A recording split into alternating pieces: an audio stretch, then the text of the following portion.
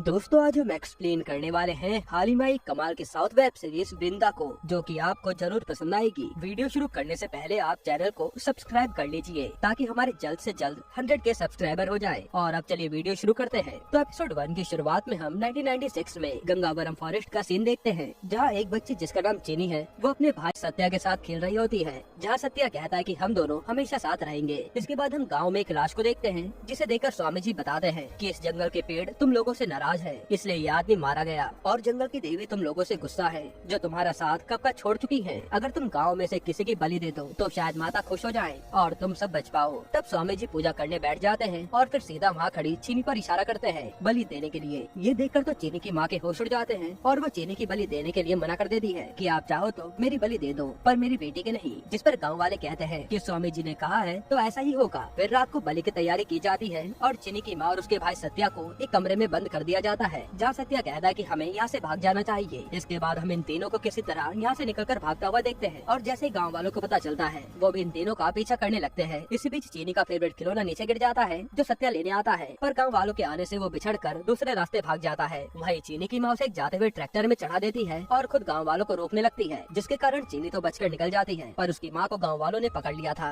इसके बाद कहानी कुछ साल आगे आती है, जहाँ हम वृंदा नाम की लड़की को देखते हैं, जो सुबह उठकर सबसे पहले दवाई खाती है। और हम समझ पाते हैं कि वृंदा को ठीक से नींद भी नहीं आती, वो ज्यादातर समय स्ट्रेस में ही रहती है। फिर हम वृंदा की फैमिली को देखते हैं, जिसमें उसकी माँ और एक छोटी बहन थी। और जब वृंदा यहाँ नाश्ता करने आती है तो पता चलता है कि वृंदा की छोटी बहन उससे नफरत करती है, जो उठकर अपने स्कूल निकल जाती है। वहीं वृंदा अपनी छोटी बहन नैना को बाहर लड़कों के साथ जाता हुआ देखती है और बाइक का नंबर नोट कर लेती है। इसके बाद हम पुलिस स्टेशन का सीन देखते हैं, जहाँ सारथी नाम के एसआई के पास एक आदमी अपनी पुरानी मारुति के बारे में पूछ रहा था कि वो कब से गायब है, मिली क्यों नहीं अभी तक। पर सारथी उसकी बातों पर ज्यादा ध्यान नहीं देता। फिर वहीं पर वृंदा आती है, जो असल में एसआई है और वो अभी 2 महीने पहले ज्वाइन हुई है। तब ये लोग वृंदा के बारे में बात करने लगते हैं कि ये लड़की काफी अजीब है, जो अपने आप में ही खोई रहती है और न ही किसी से बात करती है। अब थाने आते ही वृंदा सबसे पहले उसकी बहन किस बाइक पर गई थी उसकी जांच करती है और फिर वो अपने काम में व्यस्त हो जाती है। तभी वहाँ थाने का इंचार्ज आता है और सारथी उससे बात करने चल देता है। यहाँ हमें पता चलता है कि ये आदमी अपनी पुलिस की नौकरी सिर्फ टाइम पास समझता है और सिर्फ पैसा खाने पर ही ध्यान देता है, और सीनियर होने के नाते सारथी उसे कुछ भी कह नहीं पाता। इसके बाद अब एक आदमी जब नदी के किनारे टॉयलेट कर रहा था,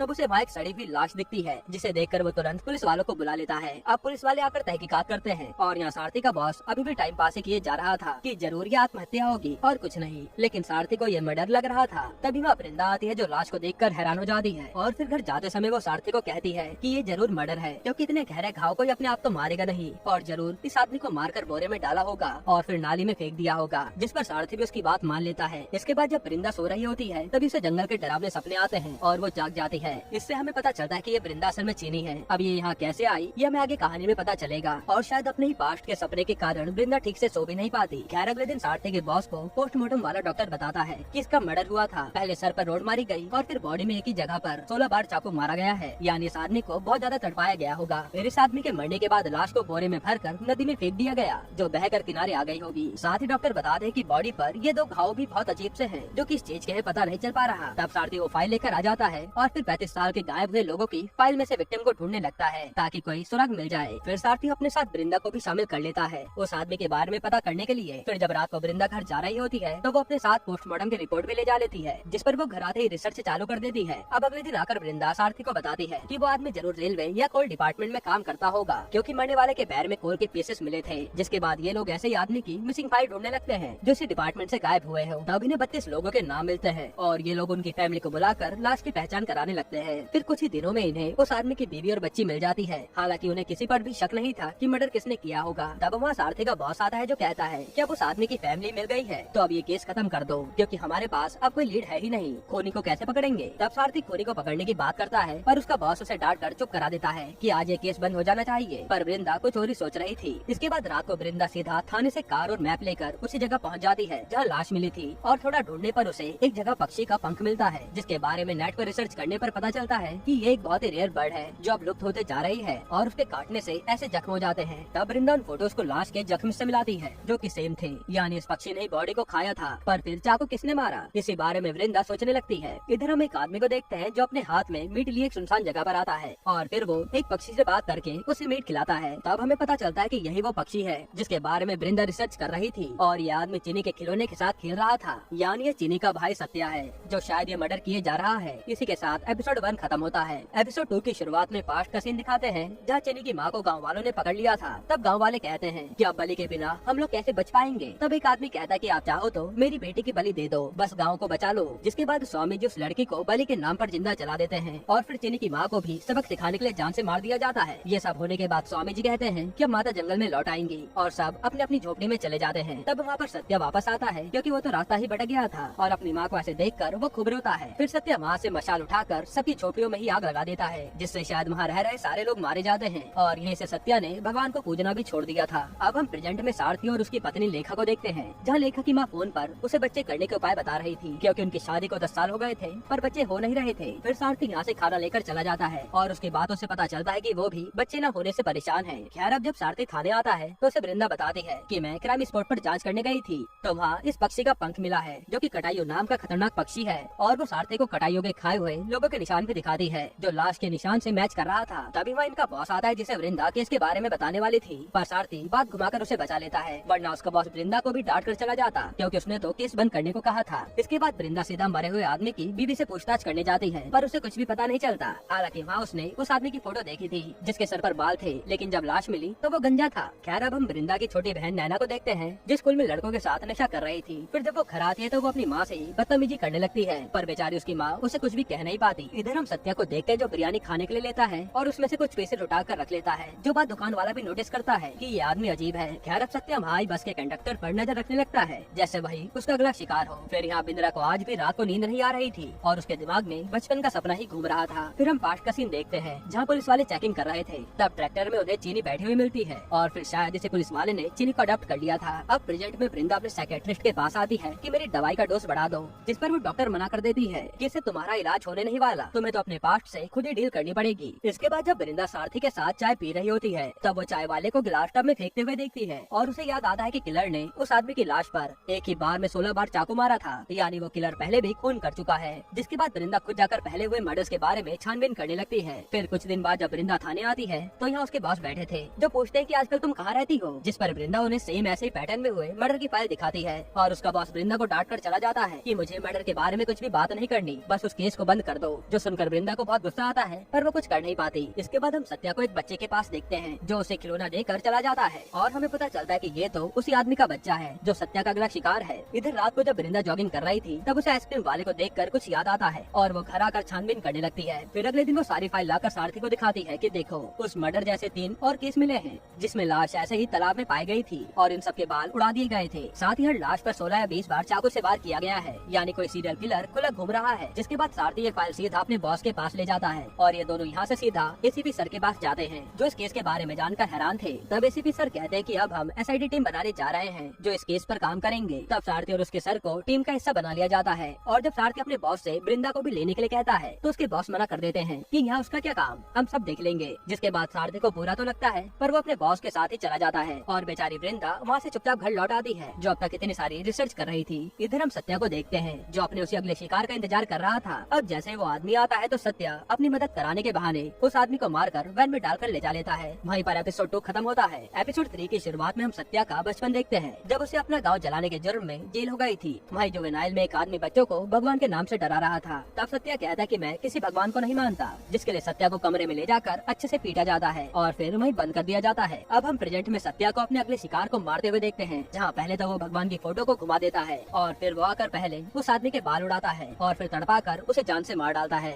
इसके बाद वो उस कटायु पक्षी को बाहर निकालता है जो आकर उस आदमी का मांस खाकर चुपचाप पिंजरे में चले जाता है। इधर एसीपी के पास हम सारथी को देखते हैं जो आज वृंदा के बारे में उन्हें बताता है कि इस केस की छानबीन उसी ने की थी और वो जो हमारे बॉस हैं वो किसी काम के नहीं है, इसलिए वृंदा का टीम में होना जरूरी है। जिस पर एसीपी सीधा सारथी के बॉस को फोन करके उन्हें इस केस से हटा देते हैं और वृंदा को अपनी टीम में ले लेते हैं, जिसके बारे में जानकर वृंदा को खुशी होती है। अब अगले दिन से वृंदा हेडक्वार्टर में आकर एसआईटी टीम के साथ काम शुरू कर देती है जहाँ इन्हें ऐसे ही 11 केस और मिलते हैं और इनके बॉस कहते हैं कि विक्टिम के परिवार वालों से पूछताछ करिए, शायद कुछ पता चल जाए। तब सब लोग इसी काम में लग जाते हैं और मरे हुए लोगों के परिवार वाले यही बताते हैं कि जो मरा है वो काफी अच्छा इंसान था जो सबकी मदद करता था। ये सुनकर पुलिस वालों को समझ नहीं आता कि ऐसे लोगों का दुश्मन कौन हो सकता है। अब यह टीम एक साइकोलॉजिस्ट को बुलाती है जो बताते हैं कि जो किलर है वो जरूर अपने किसी इमोशनल एंगल के कारण बदला ले रहा है, वरना कोई इतना तड़पा कर किसी को क्यों ही मारेगा। फिर और जांच करने पर पता चलता है कि जितने भी लोग अब तक मरे हैं वो सब कोई अच्छी जॉब करते थे। इसके बाद रात को वृंदा आज अपनी माँ के साथ सो रही होती है जो उन्हें कहते कि अगर आप लोगों ने मुझे ना पाला होता तो मैं बर्बाद हो जाती। जिस पर उसकी माँ कहते हैं कि मैं तुम्हारी माँ ही हूँ, इसलिए मुझे ये सब मत कहो। फिर हम सत्या को देखते हैं जो उसी लाश को बोरी में डालकर लाता है और पास के तालाब में बहा देता है। अब जैसे वो बाहर निकलता है तो उसे पुलिस वाले पकड़ लेते हैं कि यहाँ क्या कर रहा है। जिस पर सत्या कहता है कि मैं तो लाश ठिकाने लगाने आया था। ये सुनकर ये लोग समझ जाते हैं कि इसने जरूर नशा करा है और ये उसे उसकी वैन के साथ थाने ले जा लेते हैं। अब अगले दिन सारथी किसी काम से थाने आता है तो उससे उसके बॉस टकराते हैं, जो उसे कहते हैं कि मुझे पता है तेरे कारण मुझे टीम से निकाला गया था, अब तो वापस आएगा थाने तो तुझे छोड़ूंगा नहीं। जिससे सारथी थोड़ा डर जाता है। फिर हम वृंदा की बहन नैना को देखते हैं जो रात को पार्टी में थी। तब यहाँ उसकी एक लड़के से दोस्ती हो जाती है। इधर आज वृंदा सारथी के घर पर डिनर कर रही थी जहाँ लेखा उससे खूब बातें करती है। फिर जब सारथी उसे घर छोड़ने जा रहा होता है तो वो वृंदा के घर वालों के बारे में पूछता है, जिस पर वृंदा बताती है कि मैं अनाथ थी और मुझे एक पुलिस वाले ने पाला, जिसके बाद वही मेरी फैमिली बन गए। अब उसमें मेरी छोटी बहन और माँ है और पापा इस दुनिया में नहीं रहे। फिर हमें पास्ट का सीन दिखाते हैं जहाँ वृंदा को पुलिस वाला डॉक्टर के पास लाता है और डॉक्टर बताते हैं कि बच्चे के दिमाग में बचपन का कोई एक्सपीरियंस रह गया है जो धीरे धीरे ही जाएगा। फिर रात को सोते हुए वृंदा के पापा उसी के बारे में सोचने लगते हैं और उन्हें पता चलता है कि वृंदा तो बाहर बैठी है, इसलिए वो उससे बात करने लगते हैं। हालांकि वृंदा का कहना था कि मुझे मेरे घर जाना है, जिसके वो पुलिस वाला अच्छे से समझाकर अपने साथ रख लेता है। अब प्रेजेंट में वृंदा एक पक्षी वाले के पास जाती है जो बताता है कि वैसे पक्षी तो अब इस इलाके में आते ही नहीं, जरूर उसे यहाँ कोई लेकर आया होगा। फिर वो आदमी बताता है कि उत्तर प्रदेश के कैकली जनजाति के लोग इस कटायु पक्षी में माँ काली को देखते थे, इसलिए जो भी उनमें से मरता था उसके शरीर का टुकड़ा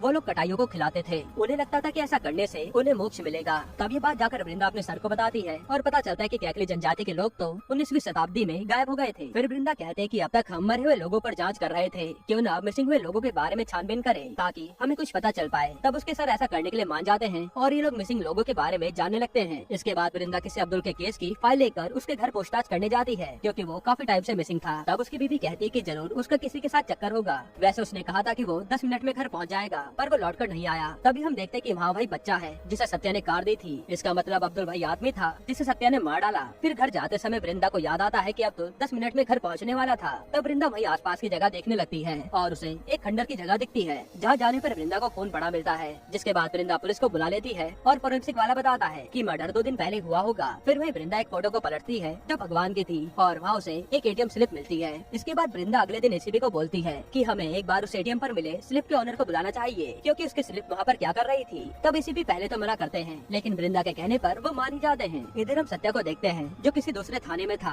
और उससे पुलिस वाला पूछताछ कर रहा था। यहीं पर एपिसोड 3 खत्म होता है। एपिसोड 4 की शुरुआत में हम आनंद नाम के आदमी को देखते हैं जो एक फाउंडेशन चलाता है। वहाँ वो लोगों को अपने पापा से भी मिलवाता है जो एक जमाने में सीनियर एडवोकेट थे, पर अब उनकी तबीयत काफी खराब रहती है। वही सारथी और वृंदा भी आते हैं और पता चलता है कि वो आनंद की ही ATM स्लिप थी, इसलिए ये लोग उसे अपने साथ पूछताछ के लिए ले जाते हैं। अब आनंद से सारथी सवाल करता है कि आपने 13 तारीख को पैसे निकाले थे, उसकी हमें ATM स्लिप मिली है। जिस पर आनंद कहता है हाँ, फाउंडेशन में प्लम्बिंग का काम चल रहा था, उसी के लिए निकाले थे। हालांकि मुझे तभी पापा को हॉस्पिटल ले जाना पड़ा, जिसके बाद मैं 1 घंटे में ही फाउंडेशन पर वापस आ गया था। इस पर सारथी पूछता है कि आपका ATM स्लिप 88 किलोमीटर दूर पाया गया है, इसका कोई जवाब है आपके पास? तब आनंद भड़क जाता है कि मुझे कैसे पता होगा और वहाँ ACP आकर आनंद को जाने देता है। फिर वृंदा सारथी से कहती है कि वो आदमी कुछ ज्यादा ही अच्छा बनने का ढोंग कर रहा था, क्योंकि कोई भी इंसान इतना अच्छा होता ही नहीं। पर कोई भी वृंदा की बात नहीं सुनता। इसके बाद वृंदा अकेले ही आनंद पर रात दिन नजर रखने लगती है ताकि उसके खिलाफ कुछ सबूत मिल जाए। साथ ही वो उसकी कार में ट्रैकर भी लगा देती है। वहीं हम नैना को देखते जो अपने न्यू बॉयफ्रेंड से रोमांटिक बातें कर रही थी, लेकिन तभी वृंदा आती है जो पूछती है कि तुम इतने दिनों से स्कूल क्यों नहीं जा रही हो, क्योंकि वृंदा पर नैना के स्कूल से कॉल आया था, जिस पर नैना कोई जवाब नहीं देती और अपना रूम बंद कर लेती है। अब अगले दिन जब सारथी कुछ काम कर रहा था तभी उसे याद आता है कि जितने भी क्राइम हुए हैं वो विक्टिम के घर के पास ही हुए हैं और उनकी बॉडी वहीं के नदी और नालों से पाई गई है। जिसके बाद उसे अब्दुल का घर याद आता है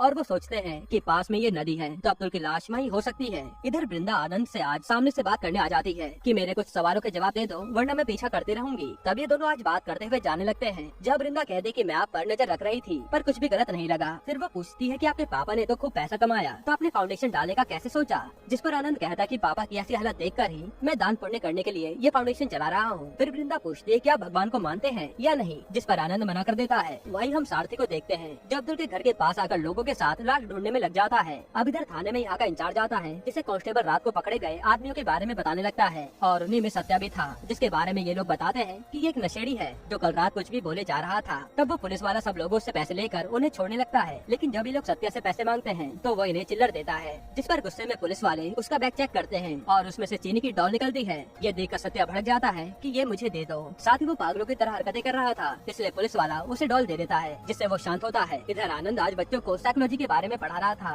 कि इंसान अपने इमोशंस दबाकर मेंटली कमजोर होता जाता है और उसके इमोशंस उसका साथ कभी नहीं छोड़ते। तभी वृंदा को अपना बचपन याद आता है जहाँ उसने पुलिस वाले को अपना पापा मान लिया था। फिर एक दिन पता चलता है कि एक लड़की को बचाते समय उसके पापा की मौत हो गई, जिसके बाद वृंदा और उसकी फैमिली बहुत रोती है। वही पुलिस वाला कहता भी है कि शायद सर को जानबूझकर किसी ने मारा है। अब प्रेजेंट में सारथी और उसके साथ ही नदी में लाश ढूंढ रहे थे। तभी वहाँ गाँव के कुछ लोग आकर मना करते हैं कि हमारी ये नदी पवित्र है, यहाँ लाश वगैरह कुछ नहीं मिलेगी, इसलिए तुम चले जाओ। जिस पर सारथी और उस गाँव वाले का झगड़ा हो जाता है और वो गाँव वाला गुस्से में चले जाता है। इधर वृंदा अभी भी आनंद के साथ थी, जहाँ आनंद उसे डिनर करने को कहता है। तभी वहाँ आनंद के पापा की तबीयत खराब हो जाती है और आनंद उन्हें आकर इंजेक्शन देता है और फिर उन्हें सुला देता है। आनंद बताता है कि उसके पापा की तबीयत कभी भी खराब हो जाती है, इसलिए डरने की कोई बात नहीं है। खैर अब वृंदा अपने घर चली जाती है। वहीं सारथी ने जिस आदमी को मारा था वो गाँव वाले लेकर इन्हें रोकने आ जाता है। तब सारथी बंदूक चलाकर उन्हें रोकता है और सारथी का साथी बताता है कि हमें बॉडी मिल गई है, जो सुनकर गाँव वाले भी चौंक जाते हैं। अब अगले दिन अब्दुल की लाश को निकाला जाता है और तभी वृंदा पर फोन आता है, जो सुनकर वो तुरंत आनंद के घर पहुँचती है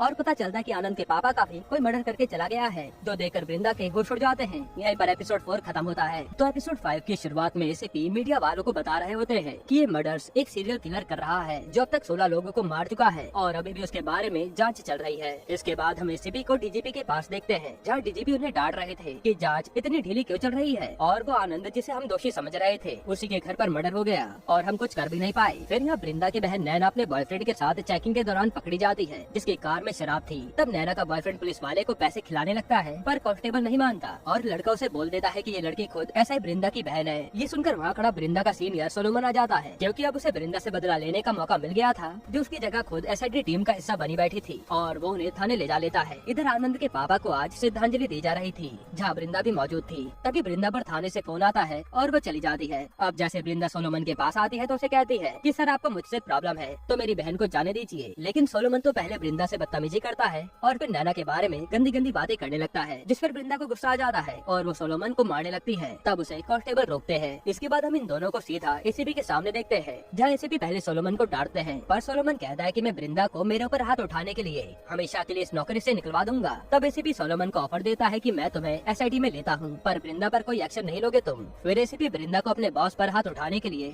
2 हफ्तों के लिए सस्पेंड कर देते हैं, जिस पर वृंदा को बहुत गुस्सा आता है और वो वहाँ से जाने लगती है। तब सारथी वृंदा को आकर रोकता है कि चलिए मैं एसीपी सर से बात करता हूँ, आपका केस में होना जरूरी है। लेकिन वृंदा तो गुस्से में सारथी को ही सुना देती है कि तुम्हारे बस का तो कुछ है ही नहीं, तुम बस अपने बॉस सोलोमन की चाटो, वही तुम्हारे बच्चे पालेगा ना। अब बच्चे की बात सुनकर सारथी भी वृंदा को सुनाकर चले जाता है। इसके बाद रात को सारथी घर आता है तो हमें पता चलता है कि लेखा प्रेगनेंसी की न्यूज सारथी को बताने वाली है, पर सारथी तो आधे ही गुस्से में लेखा पर भड़क जाता है, जिसे लेखा साइड में जाकर रोने लगती है और सारथी सोने चले जाता है। इधर वृंदा गुस्से में नैना को आकर डांटने लगती है कि तुम सुधर जाओ, तुम्हारे चक्कर में मेरी नौकरी पर बात आ गई है। पर नैना तो उल्टा वृंदा को सुना देती है कि तुम मेरी कोई सगी बहन नहीं हो जो भाषण देती रहती हो, और वो उसे कमरे से बाहर निकाल देती है। तब वृंदा अपने कमरे में आकर सारा गुस्सा निकालती है और उसे उसकी माँ संभालती है। इसके बाद हम वृंदा को आनंद के पास देखते हैं, जो उसके पापा के जाने पर शोक जताने आई थी। वो कहते कि मैं कातिल को ढूंढ नहीं पाई, इसलिए आज तुम्हारे पापा मारे गए और मैं तो तुम पर ही शक कर रही थी। तब आनंद कहता है कि कोई बात नहीं, वैसे भी तुम अपना काम ही कर रही थी। मेरे पापा भी कहते थे कि जब तक हम जिंदा हैं हमें अच्छे काम करते रहने चाहिए। इसके बाद वृंदा ऑटो से घर जा रही होती है, तभी रास्ते में उसकी नजर रेलवे फाटक के ऊपर लगे कैमरे पर जाती है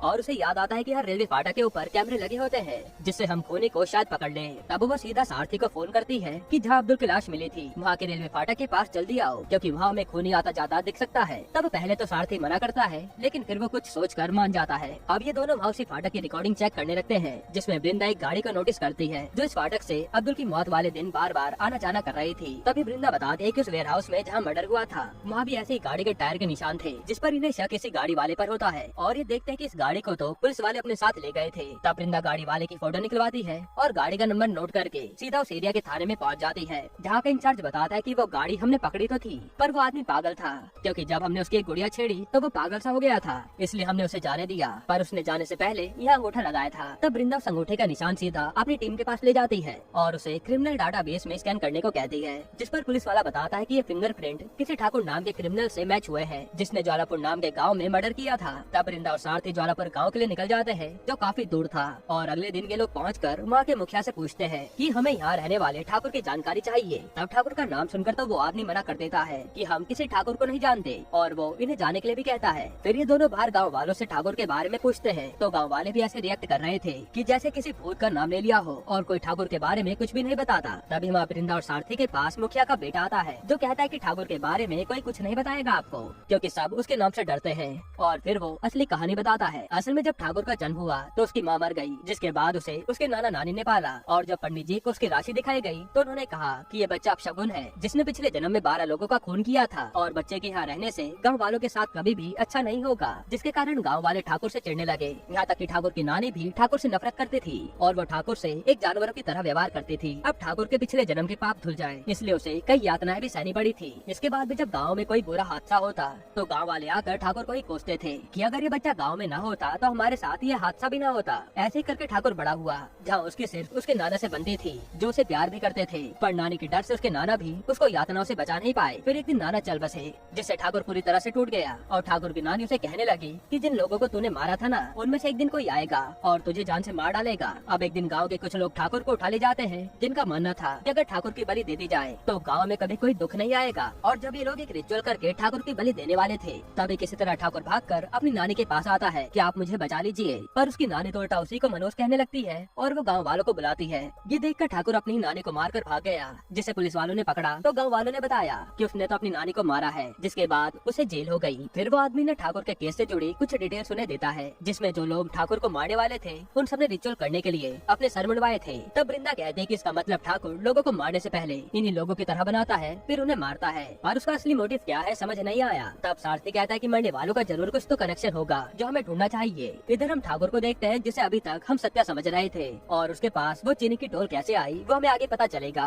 फिर यहाँ वृंदा अपने घर आती है और अपनी माँ से बातें कर रही होती है। तभी उसकी नजर सामने लगे न्यूज़पेपर पर जाती है और वो उसमें बताए गए हादसे के बारे में रिसर्च करने लगती है, जो जानकर तो उसके होश उड़ जाते हैं। तब वो सीधा सारथी के घर आती है और उसे बताती है कि मैंने रिसर्च करी तो पता चला कि वो किलर उन लोगों को किसी पैटर्न के तौर पर नहीं बल्कि ऐसे लोगों को टारगेट बनाता है जो किसी भीड़ भाड़ के इलाके में काम करते हों और फिर वो उसकी जगह जाकर हादसों को अंजाम देता है, जिसके कारण अब तक कई लोगों ने अपनी जान गंवाई है। जैसे उसने एक इलेक्ट्रिशियन को मारकर पूरे चर्च में शॉर्ट सर्किट कर दिया जिससे आग फैली और काफी लोग मारे गए। वहीं उसने एक बार एक बावर्ची को मारकर उसकी जगह ली होगी और आश्रम में आए लोगों के खाने में जहर मिला दिया था, जिसके बाद लोग तड़प तड़प कर मरे, पर किसी को सीरियल किलर का ध्यान ही नहीं आया और उस समय पुलिस वालों को लगा था कि इन लोगों को बस फूड पॉइजनिंग हुई होगी और कुछ नहीं। फिर ये जानकर सारथी के होश उड़ जाते हैं और वो कहता है कि अब उसने अब्दुल को मारा है, इसका मतलब वो अब्दुल की जगह जाकर कुछ कांड करने वाला है। तभी हम ठाकुर को देखते हैं जो अब्दुल की जगह आज बस ड्राइव करके लोगों को ले जा रहा था। तभी रास्ते में पुल पड़ता है जिसमें वो बस गिरा देता है और बस के सारे लोग मारे जाते हैं। फिर ठाकुर सीधा आनंद को फोन करता है कि मैंने काम निपटा दिया, यानी कि आनंद भी ठाकुर से मिला हुआ है। यहीं पर एपिसोड 5 खत्म होता है।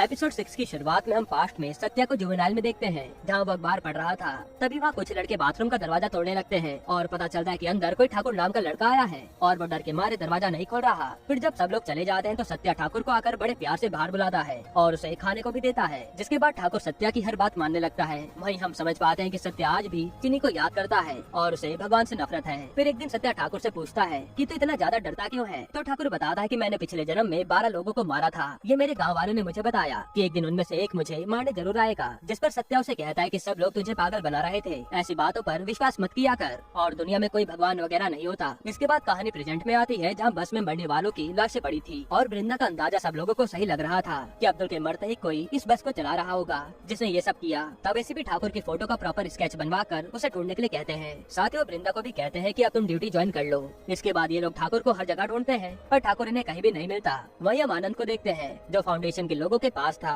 और हमें पता चलता है कि फाउंडेशन में सिर्फ वही लोग हैं जो भगवान के नाम से सताए गए हैं और यहाँ रिवील होता है कि आनंद ही सत्या है जो इन लोगों को भगवान से नफरत करने के लिए और उकसा रहा था। इसलिए ये सब मिलकर ऐसे लोगों को मारते हैं जो भगवान में विश्वास रखते हैं, क्योंकि इन सबका मानना था कि ये लोग भगवान को तो मानते हैं पर उन्हीं के नाम पर छोटे लोगों के साथ अन्याय भी करते हैं और कुछ तो धर्मों का खेल खेलते हैं कि हमारे भगवान सबसे ऊपर है। फिर सत्या कहता है कि हम तब तक लोगों को मारेंगे जब तक वो भगवान को मानना न छोड़ दें। तभी वहाँ ठाकुर आता है जिसे सत्या देखकर मुस्कुराता है। इधर सारथी से वृंदा उस दिन भला बुरा कहने के लिए माफी मांगती है और सारथी भी उसे माफ कर देता है। फिर सारथी कहता है कि ये ठाकुर सिर्फ भगवान से जुड़े लोगों को ही मार रहा है और इसका पैटर्न मुझे समझ आ गया है। वही वृंदा कहते हैं कि मुखिया के बेटे ने बताया था कि ठाकुर बहुत ही डरपोक और अनपढ़ है, तो वो इतने सफाई से इतने सारे लोगों को कैसे मारे जा रहा है, जरूर उसके साथ कोई और भी मिला है। पर सारथी को उसकी बातों पर विश्वास नहीं होता। इधर हम सत्या और ठाकुर को देखते हैं जहाँ वो खाना खा रहे थे और आज भी ठाकुर सत्या की हर बात मानता है। उसी समय वह वृंदा सत्या से मिलने आती है और ये लोग ठाकुर को छुपा देते हैं। फिर सत्या आनंद बनकर उन पुलिस वालों से मिलता है जहाँ वो उसके पापा के बारे में में सवाल जवाब करते हैं कि आप और आपके फादर कहीं जाने वाले थे क्या। तब सत्या बताता है हाँ, हम जल्द एक मंदिर दर्शन करने जा रहे थे। जो सुनकर वृंदा श्योर हो जाती है इसलिए उन्हें ठाकुर ने मारा होगा, क्योंकि वो भी भगवान को मानते थे, पर असल में तो उन्हें सत्या ने खुद मारा था। इधर नैना आज फिर अपने बॉयफ्रेंड के साथ क्लब में थी और जब वो कार में बॉयफ्रेंड के साथ होती है तो वो लड़का उसके साथ जबरदस्ती करने लगता है और जब नैना मना करती है तो वो लड़का उसे खूब मारता है। तब नैना के फ्रेंड सीधा वृंदा को कॉल कर देते हैं, जो आते उस लड़के को बुरी तरह पीटती है और गुस्से में नैना को लेकर चली जाती है। फिर हम देखते हैं कि नैना का बदला लेने के बाद नैना आज वृंदा से काफी अच्छे से बात करती है और नैना रिवील भी करती है कि मुझे तुमसे जलन होती है, जो तुम अपने काम में एक्सपर्ट हो, इसलिए मैं तुमसे बात नहीं करती थी। जिसके बाद इन दोनों में भी सब कुछ ठीक हो जाता है। इधर सारथी जब घर आता है तो उसकी बीवी नाराज थी। तभी सारथी को प्रेगनेंसी टेस्ट दिखता है और न्यूज जानकर सारथी रोने लगता है कि वो अब 10 साल बाद फाइनली बाप बनने वाला है। तब लेखा उसे संभालती है। इसके बाद आज एसीपी अपनी टीम से कह रहे होते हैं कि इतने सारे मर्डर्स हुए जा रहे हैं लेकिन खूनी नहीं पकड़ा जा रहा, जिस पर वृंदा कहते कि मेरे पास एक प्लान है और वो एसीपी को एक झूठा नाटक करने को कहती है, जिसके लिए एसीपी भी मान जाता है। अब अगले दिन मीडिया के सामने वृंदा ये अनाउंस करती है कि वो ठाकुर जहाँ कहीं भी छुपा है, उसने पिछले जन्म में जिन 12 लोगों को मारा था उन्हीं का बदला लेने के लिए मेरा जन्म हुआ है और अब मैं ठाकुर को जान से मार दूंगी। अब ये न्यूज मीडिया में आने के बाद वायरल हो जाती है कि ये पुलिस वाले कैसे पागलों की तरह बातें कर रहे हैं, जिससे उनका खूब मजाक बनता है। लेकिन यहाँ वृंदा का तो प्लान अलग ही था, वो ऐसे करके ठाकुर को उकसाना चाह रही थी। अब इसके बाद जब ठाकुर सत्या के घर पर टीवी देख रहा था तब उसे न्यूज पर वृंदा दिखती है और वो यही बातें कह रही थी कि मैं ठाकुर को मारने के लिए पैदा हुई हूँ। जो सुनकर तो ठाकुर बौखला जाता है कि मैं इसे जिंदा नहीं छोड़ूंगा वरना ये मुझे मार डालेगी। तब सत्या आकर ठाकुर को समझाता है कि ऐसा कुछ भी नहीं होगा और फिर वो ठाकुर को आज रात कहीं और शिफ्ट करने के लिए कहता है ताकि मामला शांत होने तक ठाकुर छुपा रहे। वहीं रात को वृंदा के घर के बाहर सब लोग सिक्योरिटी में बैठे थे, क्योंकि वृंदा को यकीन था कि ठाकुर उसे मारने जरूर आएगा। पर यहाँ सोलोमन जो अब एसआईटी में काम कर रहा था उसे भरोसा नहीं होता और वो घर जाने लगता है। तब उसके टीम वाले उसे रोकते हैं। वहीं हम ठाकुर को देखते जो सत्या के आदमी के साथ जा रहा था, लेकिन जैसे वो आदमी खाना लेने उतरता है तो ठाकुर को वृंदा की बात याद आती है कि मैं ठाकुर को मार डालूंगी और वो गाड़ी लेकर सीधा उसे मारने उसके घर पहुंच जाता है। तभी सारे पुलिस वाले एक्टिव हो जाते हैं कि ठाकुर आ गया है और जैसे ठाकुर वृंदा को मारने अंदर जाने वाला था उसे पुलिस वालों पर शक होता है कि शायद ये मुझे पकड़ने आए हैं, इसलिए वो यहाँ से भागता है और वृंदा के साथ साथ सारे पुलिस वाले उसका पीछा करते हैं। हालांकि ठाकुर किसी के हाथ भी नहीं आता। फिर जब वृंदा ठाकुर को ढूंढते हुए आती है तो ठाकुर उस पर हमला कर देता है और वृंदा को मारते हुए कहता है कि तुम हमारे पीछे क्यों पड़ी हो। अब जैसे ठाकुर वृंदा को जान से मारने वाला था तो वहाँ सारथी उसे शूट कर देता है और ठाकुर यहाँ मारा जाता है। वहीं हम वृंदा के घर के बाहर सत्या को आता देखते हैं, जिसे वहाँ ठाकुर का बड़ा बैग मिलता है और वो उसमें से चीनी वाली डॉल ले जा लेता है। हालांकि वो समझ गया था कि ठाकुर अब लौट कर नहीं आएगा। यहीं पर एपिसोड 6 खत्म होता है। एपिसोड 7 की शुरुआत में हम सत्या को एग्जाम देते हुए देखते हैं, जो ठाकुर के पूछने पर बताता है कि मुझे जुवेनाइल से बाहर घूमना था इसलिए एग्जाम देने आया हूँ। पर हमें पता चलता है कि सत्या पढ़ाई में काफी अच्छा है। अब प्रेजेंट में वृंदा को होश आता है जिसे काफी चोटें आई थी और अब ठाकुर को मारने के लिए सारे पुलिस वालों की तारीफ होती है जिन्होंने एक सीरियल किलर को मारा है। इसके बाद रात को जब वृंदा ठाकुर के केस के पेपर्स रख कर केस क्लोज कर रही थी तभी उसे कुछ याद आता है और वो ठाकुर का फोन देखने लगती है। फिर वो सारथी को बताती है कि जिस भी दिन ठाकुर ने मर्डर किए थे देखो वो उससे पहले इसी नंबर पर बात करता था, यानी कि उसके साथ जरूर कोई और भी मिला हुआ था। साथ ही वो बताते कि ठाकुर ने मुझे मारने से पहले कहा था कि हमारे पीछे क्यों पड़ी हो। तभी इन्हें ठाकुर की पोस्टमार्टम से पहले की फोटोज मिलती हैं जिसने सत्या नाम का टैटू करवाया था। ये देखकर दोनों जने सत्या का पता लगाने सीधा जुवेनाइल पहुंच जाते हैं और पुराने डॉक्यूमेंट ढूंढने पर उन्हें पता चलता है कि ठाकुर के साथ जुवेनाइल में सत्या नाम का लड़का तो था जो अक्सर भगवान के न होने पर झगड़ा भी करता था और उसकी काउंसलिंग हुई तो उसने कहा भी था कि जब दुनिया में भगवान को मानने वाले नहीं रहेंगे तब ये दुनिया अच्छी रहेगी, जिससे इन्हें कंफर्म हो जाता है कि ठाकुर का साथ ही सत्या ही है। और फिर पता चलता है कि उसे कोई रघु नाम का आदमी बेल दिलवाकर अपने साथ ले गया था। ये देखकर वृंदा के होश उड़ जाते हैं क्योंकि रघु तो वृंदा के पापा का नाम था। इसके बाद वृंदा सीधा अपने घर आकर अपनी माँ से सत्या के बारे में पूछती है, जो नाम सुनकर उसकी माँ भी तंग रह जाती है। फिर वृंदा के बार बार पूछने पर आज वो उसके पापा के डॉक्यूमेंट निकाल कर दिखाती है कि वो सत्या और कोई नहीं तुम्हारा सगा भाई है। इसके बाद कहानी पास्ट में जाती है जहाँ सत्या के बारे में रघु को पता चला था तो वो अपनी पत्नी से कहता है कि मैं वृंदा को सत्या से मिलवाऊंगा, पर उसकी पत्नी मना कर देती है कि वो एक अपराधी है, उसे वृंदा से मत मिलवाओ और वैसे भी अब मैंने वृंदा को अपनी बेटी मान लिया है इसलिए अब वो कहीं नहीं जानी चाहिए। तब रघु अपनी बीवी से वादा करता है कि मैं सत्या को तभी इस घर में लाऊंगा जब तुम्हें विश्वास हो जाएगा कि सत्या सुधर गया है, जिसके बाद हम सब फैमिली की तरह रहेंगे और तब तक मैं सत्या को उसकी बहन के बारे में नहीं बताऊंगा। फिर अगले दिन रघु सत्या से मिलने जाता है और उसे कहता है कि तुम पढ़ाई में अच्छे हो इसलिए मैं तुम्हें पढ़ाना चाहता हूँ, पर सत्या तो मना कर देता है कि नहीं मुझे नहीं पढ़ना। जिस पर रघु कहता है कि तुम आराम से सोच लो, बाहर निकल कर तुम अच्छे इंसान बन सकते हो, मैं फिर कल आऊंगा तो बता देना। इसके बाद रात को ठाकुर सत्या से कहता है कि तुम्हें बाहर पढ़ने जाना चाहिए ताकि तुम बाद में मुझे जेल से बाहर निकलवा लो। तब सत्या भी इसके लिए मान जाता है और रघु आकर उसे अपने साथ ले जा लेता है। वहीं जाने से पहले सत्या ने ठाकुर को अपना चीनी वाला खिलौना दिया था कि ये मेरी बहन का है, पर मेरी याद के तौर पर तुम इसे रख लो, मैं तुम्हें लेने जरूर आऊंगा। फिर रघु सत्या का एक अच्छे से कॉलेज में एडमिशन कराकर उसे पढ़ने के लिए प्रेरित करता है, जहाँ ऐसे दिन बीतते रहते हैं और रघु बीच बीच में सत्या के लिए कपड़े, जूते और पैसे वगैरह भेजता रहता है। हालांकि सत्या को इन सब में से किसी भी चीज का शौक नहीं था, वो तो बस पढ़ता और सिर्फ बाहर घूमता था। जिस दौरान हम देखते हैं कि अगर कोई उससे भगवान की बात करे तो वो उसे चुप करा देता था। अब एक दिन सत्या के हॉस्टल में काम करने वाले की बेटी का बुरा एक्सीडेंट हो जाता है और वो आदमी बताता है कि मेरी बेटी मंदिर गई तो वहाँ उसे पीरियड आ गए। इस पर वहाँ के पंडित ने उसे धक्का दे दिया, ये कहकर कि इससे मंदिर ही मैला हो गया और वो लड़की सीढ़ियों से नीचे गिर गई। तब डॉक्टर उस आदमी को इलाज का खर्चा बताते हैं,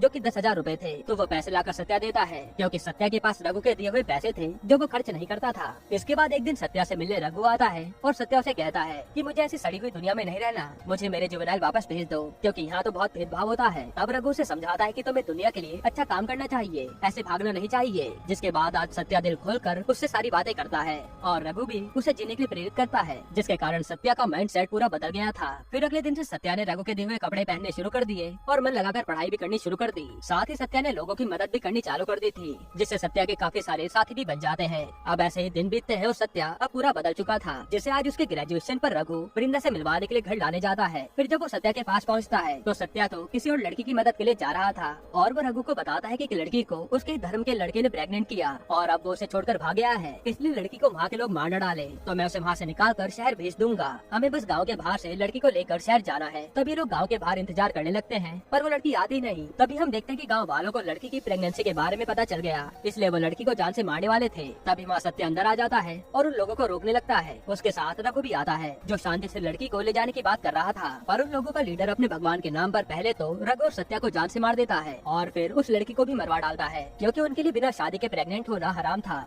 जिसके बाद वही सीन आता है जहाँ रघु की फैमिली उसके लिए रो रही थी और पुलिस वाला रघु की बीवी को बताता है कि लड़की को बचाते हुए वो मारे गए। उनके साथ एक सत्या नाम का लड़का भी था जो शायद जिंदा है, आप क्या उसे जानते हैं? तब रघु की बीवी मना कर देती है, क्योंकि उन्हें लग रहा था कि सत्या के आने से वृंदा उनसे दूर चली जाएगी। अब प्रेजेंट में सच जानने के बाद वृंदा खूब रोती है। वहीं इधर सत्या अपने साथियों से कहता है कि हमारे सारे लोगों को बुला लाओ, क्योंकि अब ठाकुर के मरने के बाद हम उससे भी बड़ा हादसा करने वाले हैं। यहीं पर एपिसोड 7 खत्म होता है। एपिसोड 8 की शुरुआत में पास्ट का सीन दिखाते हैं, जहाँ सत्या को होश आता है और उसे पता चलता है कि रघु तो अब इस दुनिया में नहीं रहा। हालांकि सत्या की हालत भी काफी ज्यादा नाजुक थी, जिसका उसे सरकारी हॉस्पिटल में इलाज होता है और धीरे धीरे सत्या रिकवर हो जाता है। पर सत्या के मन में रघु की मौत के बाद बहुत ज्यादा गुस्सा भर गया था, क्योंकि रघु ने उसे पढ़ा लिखा कर इतना काबिल बनाया था, पर वो आज इस दुनिया में नहीं रहा। इसके बाद जब सत्या बाहर आता है तब वो अपने उन्हीं साथियों के साथ एक ग्रुप बनाता है जो भगवान को नहीं मानते थे। ऐसे ही करते हुए वो लोग ऐसे लोगों की मदद करने लगे जिन्हें मंदिर के पुजारी और मस्जिद के मौलवियों ने परेशान किया था, जिससे धीरे धीरे उन लोगों का ग्रुप बड़ा हो गया। और फिर एक दिन सत्या आकर ठाकुर को भी रिहा करवा लेता है और उसे ग्रुप में शामिल कर लेता है। इसी दौरान ठाकुर ने अपनी छाती पर सत्या का नाम लिखवाया था, क्योंकि सत्या ही उसको प्रोटेक्ट कर रहा था। खैर इसके बाद ठाकुर भी भगवान के नाम पर अन्याय करने वाले लोगों को मारने लगा, पर उसका मारने का तरीका सबसे अलग था। पहले तो वो लोगों को गंजा करता, फिर उन्हें जान से मारता था। जिसके बाद मौका पाकर सत्या ने आनंद नाम के लड़के को मारकर उसकी जगह ले ली और करोड़ों का मालिक बन गया। इसी तरह से उसने अपने फाउंडेशन की शुरुआत की, जिसमें भगवान को न मानने वाले हर धर्म के लोग शामिल थे। अब कहानी प्रेजेंट में आती है जहाँ वृंदा कहती है कि भले ही वो मेरा भाई हो, लेकिन इतने सारे क्राइम करने के लिए मैं उसे पकड़ कर रहूंगी। इसके बाद सत्या की खोज चालू हो जाती है, पर उसके बारे में कोई भी नहीं जानता था, क्योंकि बड़े होने के बाद वो कहाँ गया किसी को भी नहीं पता। वहीं हम सत्या को देखते हैं जो अपने ग्रुप के साथ एक मास मर्डर की प्लानिंग कर रहा था। फिर एक रात जब वृंदा सत्या के बारे में रिसर्च कर रही थी, तब उसे आनंद और उसके पिता की फोटो दिखती है, जिसमें उन दोनों की शक्ल कहीं से मैच नहीं हो रही थी और साथ ही आनंद के साइन में भी बार बार गड़बड़ थी। जिसके बाद वृंदा को सब कुछ समझ आने लगता है कि कहीं आनंद ही तो सत्या नहीं, क्योंकि वो भी तो भगवान को नहीं मानता। और उसने एक दिन सेम वही बात कही थी जो मेरे पापा कहते थे कि इंसान को अपने अच्छे काम करते रहने चाहिए। इसका मतलब आनंद पापा से मिला था। ये सब सोचने के बाद वृंदा सीधा आनंद के घर आती है और सारथी को भी बुला लेती है, पर यहाँ तो कोई होता ही नहीं और वृंदा सोचने लगती है कि ये सब गायब है। इसका मतलब वो सत्या कुछ बड़ी प्लानिंग कर रहा होगा और उसके फाउंडेशन के सारे लोग उसके साथ ही होंगे जो भगवान को नहीं मानते। तभी वृंदा को याद आता है कि मैंने तो आनंद की कार के नीचे जीपीएस ट्रैकर लगाया था, शायद उससे कुछ मदद मिल जाए। और वो उसे एक्टिव करती है तो वो गंगावरम नाम की जगह पर दिखाता है। तब सारथी एसीपी को फोन करके सारी बात बताता है कि वो सत्या गंगावरम में कुछ बड़ा करने वाला है, जिस पर एसीपी कहते हैं कि आज 25 साल बाद ग्रहण के बाद पानी में माता की ज्योति दिखेगी, जहाँ काफी सारे लोग नहाने आएंगे। तब वृंदा कहते हैं कि आप टीम लेकर पहुंचिए, सबकी जान खतरे में है। इसके बाद वृंदा और सारथी सीधा गंगावरम के मंदिर में पहुंचते हैं और हम देखते हैं कि यहाँ तो सत्या के आदमी पहले से ही फैले हुए हैं। अब वो करने क्या वाले हैं ये हमें आगे पता चलेगा। फिर यहाँ पहुंचकर वृंदा सत्या को ही ढूंढने लगती है, पर वो उसे कहीं दिखता नहीं और उसे समझ भी नहीं आ रहा था कि सत्या क्या करने की सोच रहा है। वहीं एसीपी पहुंचकर जैसे ही माइक पर अनाउंस करने लगते हैं कि इस मंदिर को खाली कर दो। तब सत्या का एक आदमी आकर उसे गन पॉइंट पर ले लेता है, जिससे एसीपी कुछ भी नहीं कर पाता। तभी वृंदा की नजर सत्या के एक आदमी पर जाती है और वो उसे पकड़ने के लिए भागती है। उतनी देर में उसका पैर फिसलने से जैसे वो नीचे गिरती है तो देखते कि ऊपर पाइप से एक लिक्विड नदी में जा रहा है, जो देखकर वृंदा समझ जाती है कि ये सत्या ही कर रहा होगा। जरूर वो इस तालाब में आग लगाएगा, क्योंकि कुछ ही देर में सारे लोग इस तालाब में नहाने आएंगे और फिर सब जलकर मारे जाएंगे। इसके बाद वृंदा सारथी को बताती है कि किसी को भी इस तालाब में घुसने मत देना, और वो सीधा सत्या को रोकने ऊपर पहुंच जाती है, जहां हम देखते कि सत्या वहीं से पाइप के जरिए डीजल डाल रहा था और उसने आधे से ज्यादा तालाब भी डीजल से भर दिया था। यहाँ कर वृंदा पहले तो सत्या को प्यार से समझाती है कि ऐसा मत करो, और वो रिवील करती है कि मैं तुम्हारी छोटी बहन चिनी हूँ। लेकिन सत्या उसकी बात नहीं मानता, क्योंकि उसे लग रहा था कि उसकी माँ के साथ चिनी को भी गाँव वालों ने मार डाला था। तब वृंदा उसे अपने पापा के बारे में बताती है, जिसने मुझे पाला, और वो कहते कि रघु ने मेरे लिए ही तुम्हें भी सुधारा था, ताकि वो तुम्हें अपने बेटे की तरह पाल सके। और फिर वो सत्या को साची कहकर बुलाती है, जो चिनी सत्या को बचपन में कहती थी। तब सत्या को यकीन हो जाता है कि ये तो चिनी है, पर सत्या कहता है कि अब मैं लड़ाई बीच में नहीं छोड़ सकता, क्योंकि ऐसे लोगों के कारण हम दोनों अलग हुए थे, इसलिए भगवान को मानने वाले हर इंसान को मरना पड़ेगा। और वो उसी पाइप में आग लगाने वाला था। तभी उसे रोकने के लिए वृंदा को उस पर गोली चलानी पड़ती है और सत्या यहाँ मारा जाता है। जिसके बाद वृंदा सबसे पहले वहाँ टंकी से आग बुझाती है, और इतने बड़े हादसे को होने से उसने रोक दिया था। हालांकि वो अपने भाई को मारकर काफी ज्यादा दुखी थी। जिसके साथ ये वेब सीरीज यहीं पर खत्म होती है। दोस्तों, आपको ये वेब सीरीज कैसी लगी हमें कमेंट में जरूर बताइए।